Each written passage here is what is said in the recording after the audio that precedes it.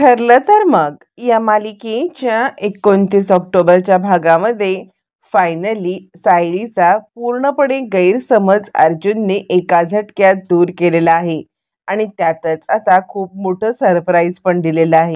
आणि इकडे प्रतिमाला किडनॅप करण्याचा किंवा गायब करण्याचा जो प्लॅन प्रियाने रचलेला आहे तो प्लॅन स्वतः प्रतिमाने रविराजांच्या मदतीने कसा फ्लॉप केलाय आणि प्रियाची भांडेफोड कशी केले या व्हिडिओमध्ये पाहू. 29 ऑक्टोबरच्या भागामध्ये सायली टिफिन घेऊन आलेली असते आणि त्यानंतर जी गोष्ट ती ऐकते ती गोष्ट तिला खूप खटकते आणि ती गोष्ट खटकल्यामुळे सायली आता डबा न देता बाहेर पडते आणि ती विचार करत असते, असं कसं अर्जुन सर वागू शकतात. या सगळ्यामध्ये अर्जुन सर मधुभाऊंना सोडवण्यासाठी उशीर करणार सिरियसली, असा ती विचार करत आता चालत जाते. आणि नाही, हे सगळं खरं आहे का? पण मी माझ्या कानांनी ऐकलंय, हे खोटं कसं असू शकतं, असं म्हणत सायली विचार करत करत मधुभाऊंच्या आश्रमात निघते.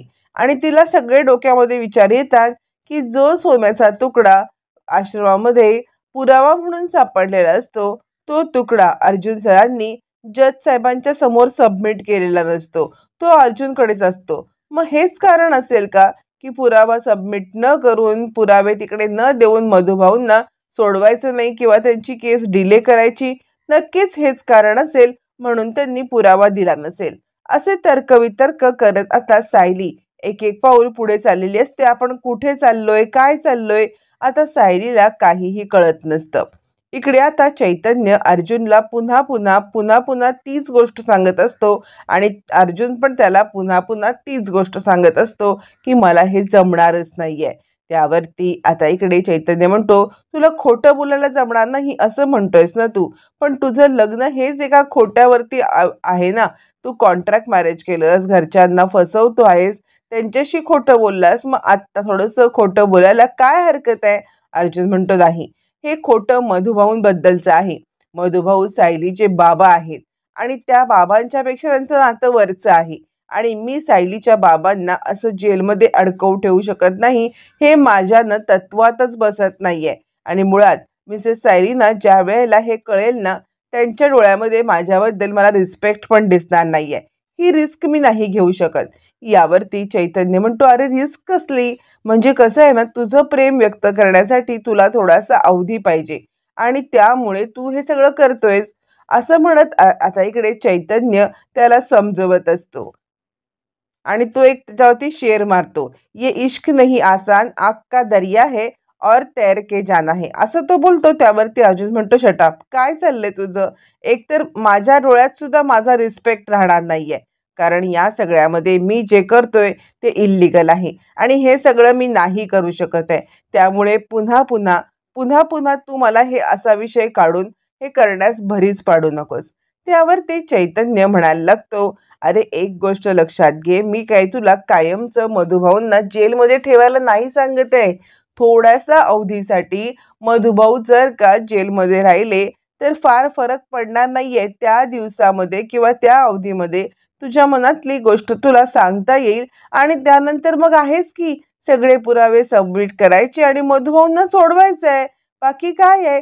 थोड्या काळासाठी तू जेलमध्ये ठेवणार आहेस, फार काही नाहीये. अर्जुन म्हणतो, नाही, थोड्या काळासाठी सुद्धा माझा काहीही अधिकार नाहीये की मी कोणालाही जेलमध्ये ठेवू शकेन आणि ते पण माझ्या स्वार्थासाठी, अजिबात नाही. त्यामुळे माझा निर्णय झालाय, किती काही झालं तरी मधुभाऊंना जितक्या लवकरात लवकर सोडवता येईल तितक्या लवकरात लवकर मी सोडवणार आणि याच्यावरती मला आता चर्चा नको आहे, असं म्हणत अर्जुन फायनली चैतन्याला आपला डिसिजन सांगतो आणि कोणत्याही प्रकारची रिस्क घेणार नाही असं सुद्धा म्हणतो.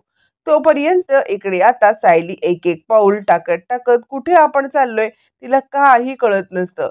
डोक्यामध्ये खूप सारे विचार, अर्जुन सर असं कसं करू शकतात, हा डोक्यात विचार, आणि हे सगळं घेऊन आता सायली एक एक पाऊल पुढे चाललेली असते. समोरून बाईकवाला येत असतो, तो सायलीला हॉर्न देत असतो, पण सायलीला बाजूला सरायचं किंवा त्याला वाट करून द्यायची अजिबात भान नसतं. ती आपल्या विचारातच चालतच असते आणि त्याच वेळेला तो बाईकवाला हॉर्न देतो, सायली जागा देत नाही. तो आता एका साईडला जातो आणि खाली झडकून पडतो आणि मग त्यावेळेला सायलीला भान येतं, अरे बापरे, आपल्यामुळे हा ॲक्सिडेंट झाला आणि सायली भानावरती येते. तो माणूस चिडतो आणि ओ मॅडम, रस्त्यावरून चाललायत ना की घरात चाललायत? किती हॉर्न देतोय मी तुम्हाला, जरा तरी बाजूला सरा, कुठच्या धुंदीत चालत असतात, असं म्हणत सायलीला ओरडतो.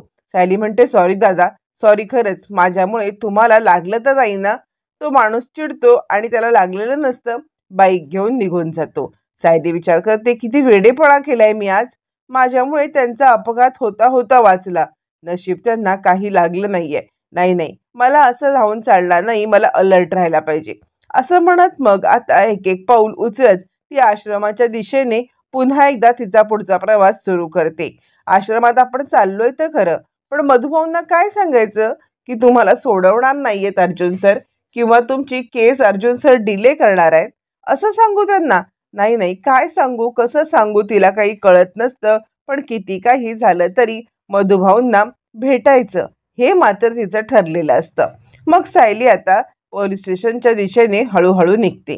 तोपर्यंत इकडे प्रिया आता भेटायला येते नागराजला. नागराजला भेटायला आल्यावर ती म्हणते, काय चाललंय तुमचं? तुम्ही काय ते निवांत कॉफी पीत बसलाय? माझ्या प्लॅनचे 3:13 वाजलेत. ती अर्ध्या डोक्याची बाई आता आठवणी काढून काढून सगळं ओळखून जाईल आणि सगळं आठवून जाईल ना तिला, आणि मग आपल्यासाठी ही गोष्ट खूप कठीण होईल आणि मग जेलमध्ये जाऊन टाळ कुटत बसायला लागेल. त्याच्या आधीच काहीतरी करायला पाहिजे. काय करायचं ते बघा तुम्ही लवकर. यावरती नागराज म्हणतो, मी काय करणार? प्लॅनिंग तुझं आहे ना, तू प्लॅनिंग प्लॉटिंग केलंयस ना, तर तू कर ना, तू तिला गायब करून टाक कायमची. असं म्हटल्यावर ती प्रिया म्हणते, हो, तो तर ऑप्शन माझ्याकडे आहेच, मी तिला गायबच करणार आहे. पण या सगळ्यामध्ये मी एकटी हे काम करू शकत नाहीये, मला तुमच्या मदतीची गरज हवी आहे. यावरती नागराज म्हणतो, काय मदत हवी तुला? तर आता इकडे प्रिया सांगते, हे बघा, मी प्रतिमाला घेऊन आता बाहेर पडेल. ती कोणत्या निमित्ताने बाहेर पडेल? एक तर तिला सायलीकडे न्यायचं तर, आणि एक तर देवळात मी नेऊ शकते.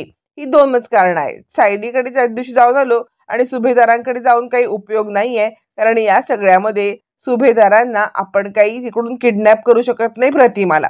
त्यामुळे तिला मंदिरात घेऊन जाते. मी मंदिरात घेऊन गेल्यावरती तुमची काही माणसं असतील, तुमची माणसं तिकडून तिला गायब करतील, म्हणजे माझ्यावरती पण संशय येणार नाही आणि तिकडून परस्पर कोणीतरी प्रतिमाला किडनॅप केलं असं ठरवता येईल. पण मी तुम्हाला सांगितल्या तुमची माणसं तिकडे पोहोचली पाहिजेत, फार वेळ जायला नको. यावरती नागराज म्हणतो, अगं, पण असं काय करतेस? मंदिरामध्ये खूप सारी माणसं असतील ना, या मंदिरातल्या माणसांचं काय करशील मग तू? यावरती प्रिया म्हणते, ते सगळं माझ्यावरती सोडावं. मी तिला सुनसान ठिकाणी अशी कुठेतरी घेऊन येईल ना, की ज्याच्यामुळे ज्याच्यामुळे आता तुला कोणत्याही प्रकारची अडचण येणार नाही तुमच्या माणसांना. मी तिला घेऊन जाईन, तुम्हाला कॉल करीन आणि त्यानंतर तुम्ही त्या ठिकाणी वेळेत पोहोचायचं आहे. असं म्हटल्यावरती नागराज म्हणतो, ठीक आहे, मी तुला मदत करायला पूर्णपणे तयार आहे, चल लाग कामाला. असं म्हणत नागराज या सगळ्यामध्ये प्रियाची साथ द्यायला तयार होतो आणि आपल्या माणसांना प्रियाने ज्या ठिकाणी सांगितलंय त्या ठिकाणी पाठवायची तयारी करतो. मग आता प्रिया लगेचच हे सगळा प्लॅन वर्कआउट करण्यासाठी प्रतिमाला भेटायला जाते आणि तिला घेऊन देवळात जाण्याची ऍक्टिंग करायला लागते. प्रिया सांगते, आता बास झालं, आता ह्या बाईची कायमची या घरात हकलपट्टी झाली की पूर्वीसारखं या घरावरती राज्य करता येईल. असा दोघांचा एकदम घाणेरडा प्लॅन असतो. तो प्लॅन वर्कआउट करण्यासाठी प्रिया आतल्या दिशेने येते आणि नागराज आपल्या माणसांना कॉल करतो, हॅलो, कुठे आहात तुम्ही? मला तुमची गरज आहे, ज्या ठिकाणी लोकेशन पाठवीन त्या ठिकाणी तुम्ही पोहोचा. असं म्हणत तो आपल्या माणसांना थोडंफार आधीच सांगून ठेवतो. तोपर्यंत प्रिया इकडे प्रतिमाकडे येते, आई चल, आज मी तुला मस्तपैकी एका ठिकाणी घेऊन जाणार आहे. यावरती प्रतिमा म्हणते, कुठे जायचंय आपण? सायलीकडे का? प्रतिमाला सायलीला भेटायची खूप उत्सुकता असते. त्यावरती प्रिया म्हणते, नाही ग, सायलीकडे कशाला जायचं आहे? सायलीकडे नाही, आपण छानपैकी मंदिरात जाऊया, चल, निवांत शांत तिकडे बसूया, मायले की छानपैकी टाइम स्पेंड करूया आणि मग नंतर येऊया. असं म्हटल्यावरती इकडे आता प्रतिमा म्हणते, ठीक आहे, जर आपल्याला जायचंच असेल ना तर एक काम करूया, आपण ह्यांना घेऊन जाऊया, म्हणजे रवी राजांना सुद्धा सांगूया. असं म्हणत आता इकडे प्रियाला काही हे न करता रविराजांना घेऊन जायचं स्वतः आता प्रतिमा ठरवते. प्रतिमा हे ठरवते तर खरी. त्यावरती प्रिया म्हणते, नको ग आई, आपण एक काम करूया ना, आपण दोघीच जणी जाऊया का? म्हणजे बघ ना, आपण दोघी मस्तपैकी एन्जॉय करू. कारण बाबा कधी घरी येतील, त्यानंतर कधी आपण जाणार, त्यापेक्षा आपणच गेलेलं बरं. यावरती प्रतिमा म्हणते, नाही ग, त्यांची वाट बघण्याची काही गरज नाहीये. ते ह्या घरातच आहेत आणि घरातच बसलेत. आपण त्यांना घेऊन जाऊया. असं म्हटल्यावरती आता प्रियाचा प्लॅन फ्लॉप होतो. प्रिया म्हणते, काय? घरात आहेत ते? यावरती प्रतिभा म्हणते, हो, अगं ते घरातच आहेत. आपण त्यांना घेतल्याशिवाय कसं जाऊ शकतो? आपण त्यांना घेऊनच जाऊया. प्रिया विचार करते, काय ही अर्ध्या डोक्याची बाई, हिला दर वेळेला बरोबर नको ते कसं सुचतं? म्हणजे मी इतका चांगला प्लॅन केलाय, तो फ्लॉप करायचं ते बरोबर हिला सुचतं. असं म्हणत प्रिया आता स्वतःशी चिडचिड करत असते आणि झालं, हा सुद्धा प्लॅन माझा या बाईने फ्लॉप केला म्हणून चिडत असते. तोपर्यंत अर्जुन आणि चैतन्य हे आता ऑफिसमध्ये असतात. अर्जुन चैतन्य ऑफिसमध्ये असतानाच इकडे सायली कारागृहात पोचलेली असते आणि या दोघांचं काहीतरी केस स्टडी चालू असताना डायरेक्ट सायलीचा फोन येतो. सायलीचा फोन आल्यावरती मग आता अर्जुन म्हणतो, हा सायली, कुठे आहात तुम्ही? सायली म्हणते, सर, मी मध्यवर्ती कारागृहाच्या इकडे आलेली आहे आणि मला मधुभाऊंना भेटायचं आहे. मागच्या वेळेला मी मधुभाऊंना भेटण्याची इच्छा व्यक्त केली, त्यावेळेला तुम्ही मला मधुभाऊंना भेटू दिलं नाहीत. त्यामुळे मी डायरेक्ट पोलीस स्टेशनला आलेली आहे आणि वकील म्हणून मला तुमची परवानगी हवी आहे. तर तुम्ही फक्त मला ती परवानगी पाठवून द्या. अर्जुन म्हणतो, ठीक आहे, तुम्ही थांबा तिथे, मी सुद्धा तिकडेच येतो. मी पण येतो आणि या सगळ्यामध्ये आपण दोघं जण मधुभाऊंना भेटूया. सायली म्हणते, सर, याची काही गरज नाहीये. मी तुम्हाला इथे येण्यासाठी काही फोन केलेला नाहीये. मी फोन केलाय म्हणजे तुम्ही मधुभाऊंचे वकील आहात, मला परवानगी हवे. तुम्ही पोलीस स्टेशनला बोलल्याशिवाय मला परवानगी मिळणार नाही. त्यासाठी तुम्ही पोलीस स्टेशनला कॉल करा आणि मी त्यांना भेटायला परवानगी मिळवून द्या. अर्जुन म्हणतो, अहो ऐका तरी. पण अर्जुनचं काही नाही, त्या सायली फोन ठेवून देते आणि अर्जुनला थोडंसं ऑकवर्ड वाटतं. अर्जुन चैतन्यला बोलायला लागतो, काय रे चैतन्य, असा काय ह्या? मी ह्यांना म्हटलं सुद्धा की मी तिकडे येतो जेलमध्ये, तर मला म्हणतात काही गरज नाहीये, मी माझं बघेन. असं म्हणत चैतन्याला अर्जुन घडलेला प्रकार सांगतो आणि अशा का वियड ह्या वागल्या असतील? जनरली मधुभाऊंना भेटायला जायचं असेल तर आम्ही दोघं जण सोबत जातो रे. मग अचानकपणे यांनी असा निर्णय का घेतला असेल?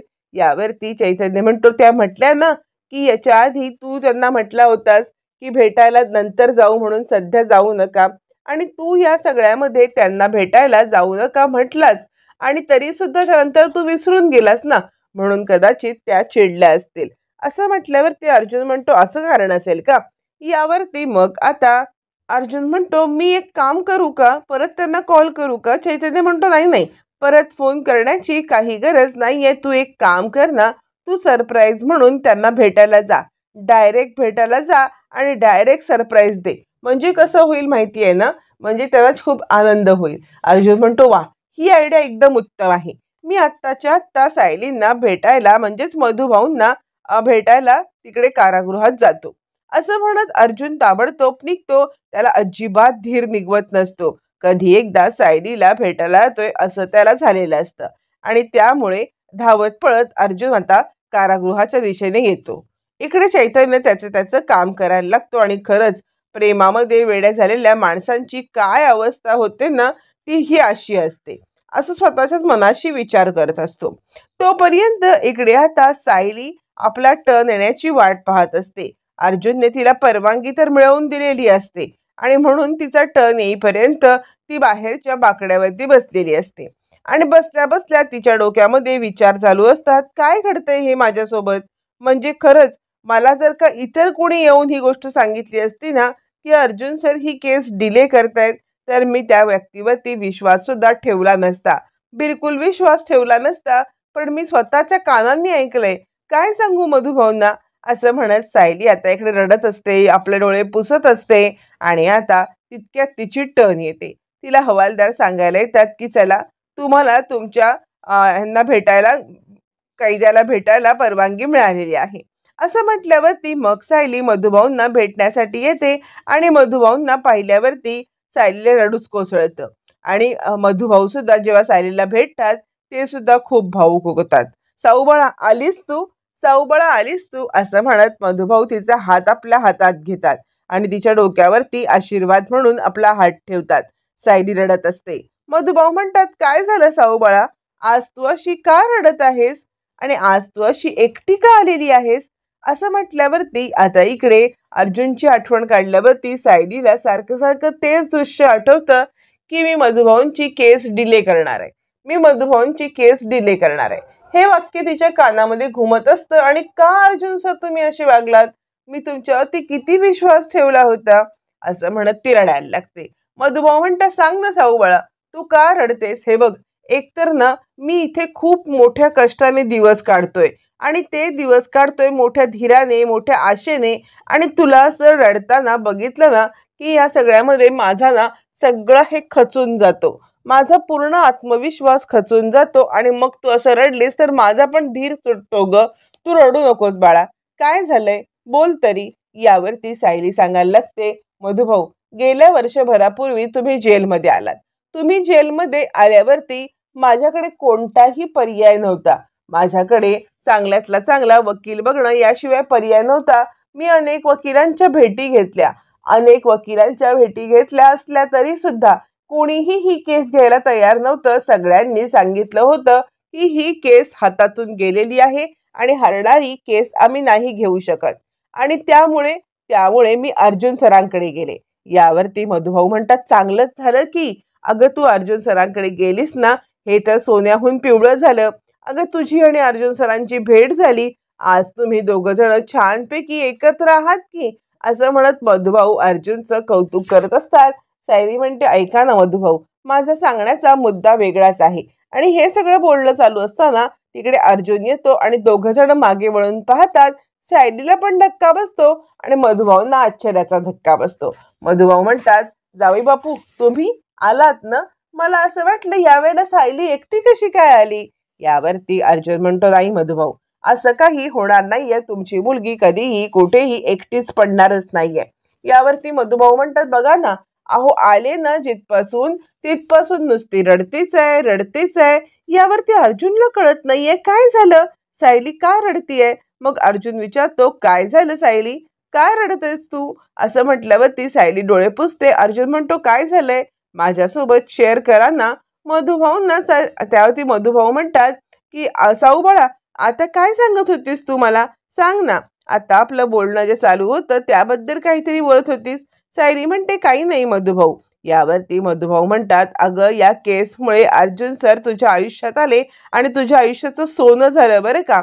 यावरती अर्जुन म्हणतो, नाही मधुभाऊ, आयुष्याचं सोनं त्यांच्या नाही, आयुष्याचं सोनं माझ्या झालेलं आहे. असं म्हटल्यावरती मधुभाऊ म्हणतात, खरं सांगू का, तर तुम्हाला दोघांना हे अशा पद्धतीमध्ये एकत्र पाहिलं ना की मला खूप खूप खूप छान वाटतं. यावरती अर्जुन म्हणतो, मधुभाऊ तुम्ही कोणत्याही प्रकारची काळजी करू नका.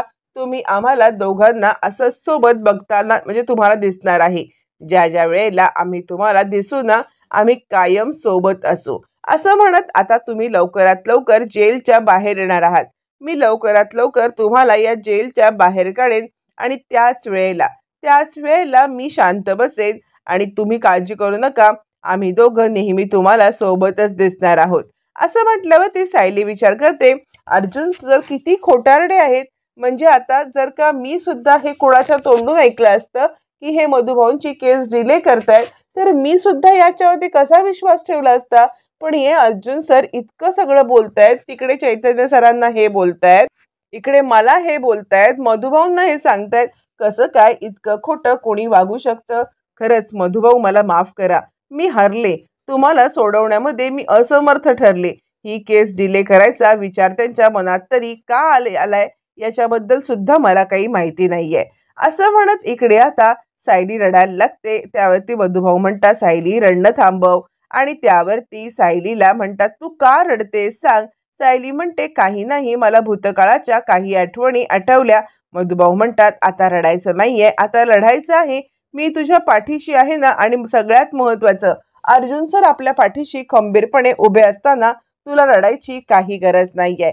अर्जुन सरांसारखा नवरा मिळणं ही खूप खूप भाग्याची गोष्ट आहे.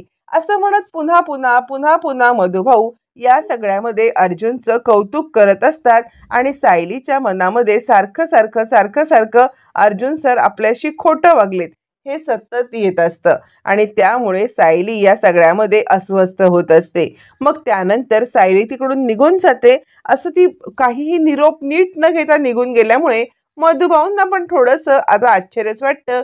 नक्की सायलीला झाले तरी काय? जावई बापू इतक्या प्रेमाने तिला भेटायला आले पण तिचं काहीतरी वेगळंच चाललंय. मधुभाऊंना थोडीशी शंकाच येते. तोपर्यंत इकडे आता सायली घरी जायला निघालेली असते. सायली घरी जायला निघते तोपर्यंत सायली अर्जुन सोबत काहीही बोलायला नकार देते. सायली अर्जुनला काहीही सांगत नाही, काय घडलंय बोलत नाही आणि त्यामुळे अर्जुन तिच्या मागे मागे जात सायली काय झालंय, सायली काय झालंय असं तिला 100 वेळा विचारायला लागतो. पण सायली कुठल्याही प्रश्नाचं उत्तर देत नाही. तेवढ्यात तिकडून एक रिक्षा येते. रिक्षा आल्यावरती सायली अर्जुनला काहीही बोलत नाही. अर्जुन तिला सांगत असतो की अहो गाडीत बसा, गाडीत बसा. पण यावरती सायलीचं काहीही उत्तर येत नाही आणि सायली तडक रिक्षेत बसून निघून जाते आणि कुठे जाते हे सुद्धा सांगत नाही. अर्जुनला वाटलं घरी असेल म्हणून अर्जुन आपली कार काढतो आणि त्यानंतर सायलीला भेटण्यासाठी तो धावत पळत घरी येतो की असं काय झालंय की ज्याच्यामुळे सायली माझ्यावरती चिडल्यात. घरी आल्यावर ती पाहतो तर काय सायली आपल्या रूम मध्ये पण नसते आणि आता सायली रूम मध्ये नाहीये म्हटल्यावर ते अर्जुनला टेन्शन येतं. म्हणजे तिकडून डायरेक्ट कुठे गेल्या ह्या? म्हणून अर्जुन आता खाली येतो आणि कल्पनाला विचारायला लागतो, मम्मा सायली रूम मध्ये नाहीये, कुठे गेले सायली? यावरती कल्पना उत्तर देण्याच्या ऐवजी त्याच्यावरती चिडते आणि म्हणते, काय रे सायली कुठे गेले? स्वतःची बायको कुठे जाते, काय करते हे तुला माहिती असायला पाहिजे ना. तुला सायलीच्या काहीच अपडेट नाहीयेत. तुला माहीतच नाहीये सायली कुठे? असं म्हणत कल्पना या सगळ्यामध्ये अर्जुनवरती खूप चिडते आणि अर्जुनला खूप टेन्शन आलेलं असतं की नक्की सायली गेले कुठे. आता या सगळ्यामध्ये सायली घरी नाही आली तर कुठे गेली? ती कुसुमकडे गेली का की कुठे अजून दुसरीकडे? हे मात्र येणाऱ्या भागातच कळणार आहे.